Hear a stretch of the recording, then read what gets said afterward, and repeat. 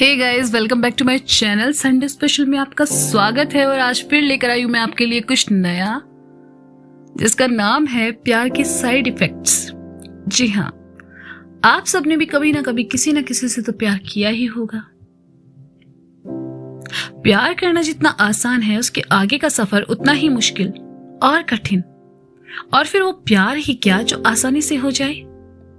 तो ये कहानी है एक काल्पनिक किरदार मोहित की। तो सुनिए प्यार के साइड इफेक्ट्स की कहानी हमारे मोहित भैया की जुबानी। जनवरी की मझ सर्दी और दोस्त ने कर दिया शादी में इनवाइट। जिगरी दोस्त था तो ना करने का तो सवाल ही पैदा नहीं होता। नासिक से रवाना होकर मैं पहुंचा दिल्ली। स्टेशन पर दोस्त का भाई लेने आ पहुंचा और सीधा पहुंचे घर। इतनी सर्दी मैंने ना तो कभी सुनी थी ना कभी देखी थी। मतलब कुछ महसूस नहीं हो रहा था। यहाँ टेंशन ये हो गई कि कहीं दोस्त की बारात से पहले मेरी मैयत ना निकल जाए। खाना खाया पर सर्दी कम नहीं हुई। सर्दी तब कम हुई जब दोस्त ने एक छोटा पैक बनाकर दिया और कहा घटक लो। भाई कसम से उसे पीते ही जो सर्दी गायब हुई है। सरकार से मैं ये निवेदन करूंगा कि सर्दियों में नल में जो शाम को पानी देते हो उसकी जगह ये दे दो। कसम से सर्दी कितने भी रिकॉर्ड तोड़े हम टिके रहेंगे। खैर खाने पीने का दौर खत्म हुआ और शुरू हुआ डांस प्रोग्राम। बड़े से ग्राउंड में स्पीकर लगे हैं, सभी कुर्सियों पर जमे हैं। आदमियों ने स्वेटर पहना है, जैकेट पहना है, मफलर पहना है। उसके बाद भी इतनी सर्दी है कि आग के सामने खड़े होकर ताप रहे हैं। और भाभियां और आंटियां सब घूम रही है साड़ी में। उसमें पहना है उन्होंने बैकलेस ब्लाउज। पर मजाल है उनको सर्दी लग जाए, वो घूम रही है आराम से। डांस चल रहा है और सभी बारी बारी डांस भी कर रहे हैं। 2 घंटे बाद फ्लोर पर बचे हैं दूल्हे के दोस्त और कुछ बेवड़े रिश्तेदार। बोतल खुल चुकी है और सभी 1-2 पैक मार चुके हैं। अब देखो 1-2 पैक में ना थोड़े सोबर लगते हैं। मतलब पता नहीं चलता कि इन्होंने पी रखी है, लेकिन पी हुई होती है। तो डांस के लिए गाने भी ऐसे चुनेंगे, सोनी दे नखरे सोने लग दे, मैनू सोनी दे नखरे सोने लग दे। पर जैसे ही तीसरा पैक अंदर गया, इनका असली माइकल जैक्सन आता है बाहर। उसके बाद गाना चल रहा होता है इनके हिसाब से। तू लगावे लो जब लिपस्टिक हिले लाया डिस्ट्रिक्ट जिला टॉप लागेलू। अच्छा, इस गाने पर नाच भी कौन रहा होता है? दूल्हे की ताऊ और फूफा। मैंने कहा कमरिया जरा धीरे हिलाना, अगर चटक गई ना तो सुबह सुबह प्रॉब्लम हो जाएगी। चौथा पैक चढ़ाकर सब टल्ली हो गए और नाच रहे हैं। उनको गाने का पता नहीं, म्यूजिक का पता नहीं। गाना भी कुछ अजीबोगरीब चल रहा है कि ओ खिलौना जानकर तुम तो मेरा दिल तोड़े जाते हो टाइप कुछ। मुझसे रहा नहीं गया तो मैं गया दोस्त के पास और कहा भाई जब इनको नाचना ही था तो एक जनरेटर चालू कर देता, ये तो उस पे भी नाच लेते। सो खैर मैं बात कर रहा था प्यार की और कहां ये शादी में घुस गया। अगले दिन मैं पहुंचा बारात, दुल्हन के घर। अच्छा, यहां मेरा लड़कियों से इंटरेक्शन बहुत कम। सामने स्टेज शो चल रहा था और मैं एक कोने में टेबल पर बैठा था। अब देखो जहां शादी है जायज सी बात है वहां लड़कियां भी होंगी, और जहां लड़कियां हैं वहां हम लड़कों की नजर चली ही जाती है। बस फिर क्या मेरी भी नजरें किसी से लड़ी और अंदर या अंदर आवाज आई कि बस यही है, अब यही है जिंदगी को जन्नत बनाने वाली। अपनी उस पर फुल नजर है, नहीं ऐसा भी नहीं कि बंदी को छीप लगे, प्यार भरी नजर से। वो हमें देख रही है, हम उसे देख रहे हैं। आंखों का जादू चला और वो मुस्कुराते हुए मेरे पास आई और कहा क्या आप सिंगल हैं? मैंने भी जल्दी से बोल दिया, मैंने कहा हाँ बिल्कुल। मन ही मन सोचने लगे कि भाई लड़की तो बड़ी फास्ट है, मतलब संभल के रहना पड़ेगा। यहां वो हमारे पास रखी कुर्सी उठाकर चलती बनी। ये लो गई भैंस पानी में। हमें लगा नंबर मांगेगी, पर वो तो चल दी। नासिक से थे हम, कहां पीछे रहने वाले थे। जूतों के साथ साथ उसको अपना नंबर भी दे आए। शादी खत्म, अब हमको इंतजार उसके फोन का। देखो ये बात तो पक्की है 50% जोड़ियां जो है वो दूसरों की शादी में ही बनती है। कुछ दिन बाद उसका फोन आया और यहाँ शुरू हुई बातें। अब देखो, जब बंदा प्यार में होता ना तो उसे सही गलत को समझ नहीं आता। और आजकल का प्यार तो है भी डिफरेंट टाइप का। 1 महीने प्यार भरी बातें, दिन रात चालू। उसके बाद शुरू हुए शापे। अब तक जो बातें प्यारी लग रही थी, अब उन्हीं बातों से होने लगे झगड़े। लड़कियों का ना बचपना नहीं जाता, उनको अपने बॉयफ्रेंड को बोलना है बाबू, सोना, चुन्नू, मुन्नू वगैरह वगैरह। और इसमें सबसे फेवरेट है बाबू।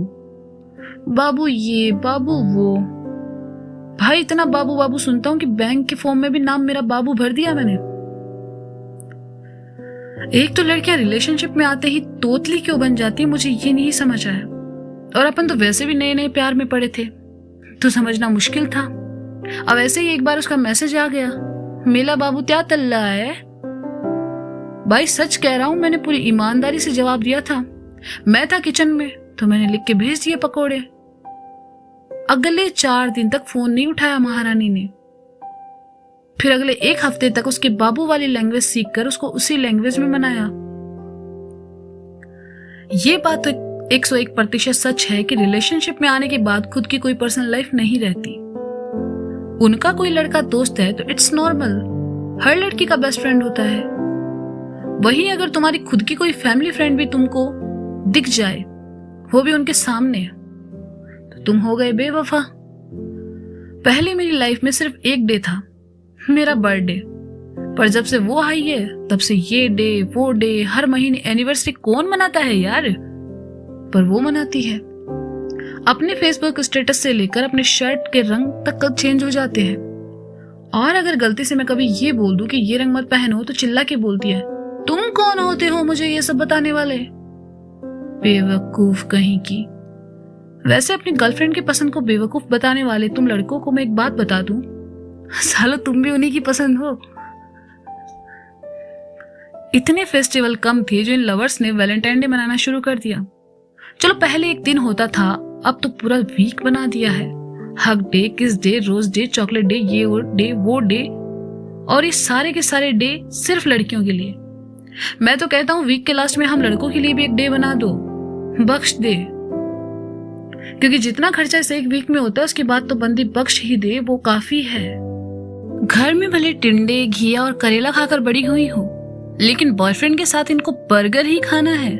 और जब भी डेट पे आएंगी इतना खाएंगी जैसे घर से खाकर ना आई हो। अब मेरी ही बंदी को देख लो, 1 पिज्जा, 2 बर्गर, 2 आइसक्रीम और 1 कोल्ड कॉफी पीकर वो मुझसे पूछी कि अब और क्या खाऊं। मैंने कहा रहम खा ले। मैं तो खा भी नहीं रहा क्योंकि पैसे कम है।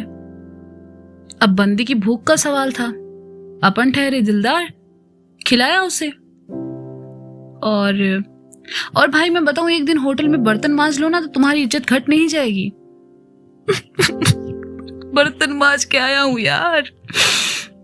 अच्छा, इतना प्यार, इतने खर्चे के बाद मुझे सुनने को भी सिर्फ यही मिला, तुम भी बाकी लड़कों जैसे हो। हाँ तो भाई मैं भी लड़का ही हूं ना, लड़की होता तो तुम्हारे साथ क्यों भटकता। एक तो इनका बाबू बाबू कभी खत्म नहीं होता। हर बात के पहले इनका सबटाइटल बाबू पहले जरूर लगेगा। हर रोज मैसेज करके पूछेगी, मेरे बाबू ने थाना थाया। मैंने कहा सुन, पहली बात तो वो थाना नहीं खाना होता है। दूसरी बात, बाबू पागल नहीं है, तेरे आने से पहले भी खाता था, अब भी खाता है। हवा खाकर जिंदा नहीं है तेरा बाबू। इनको रात में फोन करो, कभी अपसेट होगी, और अगर मैं पूछ लूं कि क्या हुआ तो कहेगी रहने दो, तुम नहीं समझोगे। चलो मान लिया हम नहीं समझेंगे, अरे तुम समझाओ तब ना। खैर आधे घंटे तक उसको कन्विंस करने के बाद वो बताएगी, आज बर्तन धोते हुए मेरी 2 उंगलियों के नाखून टूट गए।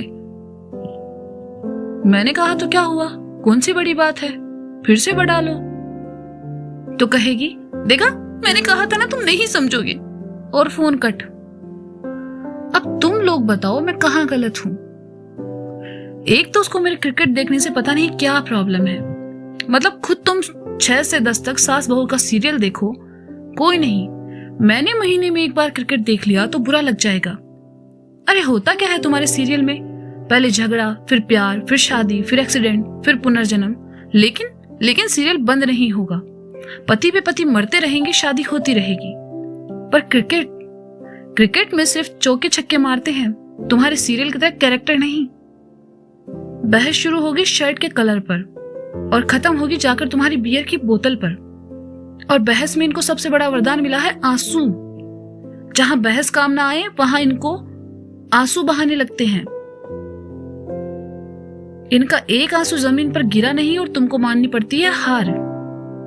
कुछ दिन रिलेशनशिप सही चला तो ले जाएगी अपने घर वालों से मिलवाने, पर वहां भी कोई ना कोई ड्रामा इनको करना ही होता है। इनके घर में सिर्फ एक आदमी होता है जिसकी फीलिंग्स और मेरी फीलिंग्स करण अर्जुन की तरह सेम होती है, और वो है मेरी गर्लफ्रेंड के पापा।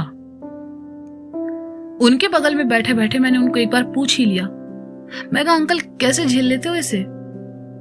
अंकल मेरी फीलिंग से अवगत थे। कहने लगे, बेटा तुम्हारे पास तो सिर्फ दुकान है, मेरे पास तो पूरा का पूरा गोदाम पड़ा है। उस वक्त मुझे खुद से ज्यादा उन पर दया आ रही थी। पूरा 1 साल हो गया, अभी भी उसी बंदी के साथ हूं। और भाई एक दिल की बात बताऊं, ना तो सह पा रहा हूं ना छोड़ पा रहा हूं। मोहब्बत भी भैया प्राइवेट नौकरी जैसी हो गई है, छोड़ पाते नहीं, बस करे जा रहे हैं। तब तक आप भी चाहिए प्राइवेट नौकरी कीजिए, मेरा मतलब मोहब्बत कीजिए। सरकारी नौकरी यानी बीवी तो जब मिलेगी तब मिलेगी। और ये सलाह भी है सभी कंवारे लड़कों को, शादीशुदा अप्लाई ना करें वरना तोड़े जाओगे। सरकारी नौकरी से खुश रहो। हाँ, तो ये था संडे स्पेशल में कुछ ऐसे ही हल्का फुल्का। अगर आपको अच्छा लगे तो कमेंट में जरूर बताइएगा, और अगर ऐसे ही कुछ मजेदार आप सुनना चाहते हैं तो वो भी बता सकते हैं। मेरे पास कहानियों का खजाना है। जी हाँ, मिलते हैं अगले संडे फिर एक नई कहानी के साथ। तब तक के लिए टाटा बाय बाय, शुक्रिया और अपना ख्याल रखें।